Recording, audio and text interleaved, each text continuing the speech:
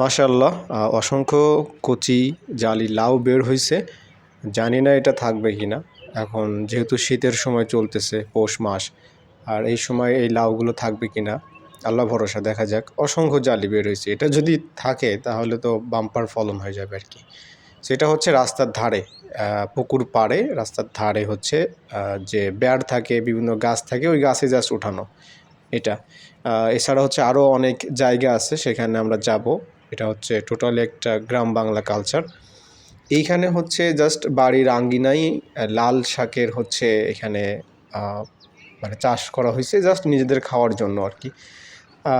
সাথে হচ্ছে কিছু এটা দেখতে পাচ্ছি, এটা মূলা কি বাঁধাকপি জানি না, এটা কি আছে এখানে, একটা ওই যে বিট কপি থাকতে পারে। আর এটা হচ্ছে পালং শাক। এটা পৌষ মাস চলতেছে গ্রাম বাংলাতে, এখন শীতের এই সবজিগুলা সাধারণত কিন্তু হয়েই থাকে। আর এটা হচ্ছে দেখতে পাচ্ছেন একদম খাঁটি দেশি হচ্ছে মানে ধনিয়া পাতা আর কি, একদম দেশি খাঁটি ধনিয়া পাতা। তো এটা শুধুমাত্র যে নিজেদের খাওয়ার জন্য এটা না, এখান থেকে অনেকেই নেয় খাওয়ার জন্য। এটা দেখতে পাচ্ছেন হচ্ছে পুঁই শাক, লাল পুঁই শাকের বীজ বের হয়েছে, মেচুর হিসেবে খাওয়া যাবে। আর এখানে হচ্ছে মিক্সড আছে, এখানে ধনিয়া পাতা, এক পাশে ধনিয়া পাতা, এক পাশে হচ্ছে এই চাষবাস।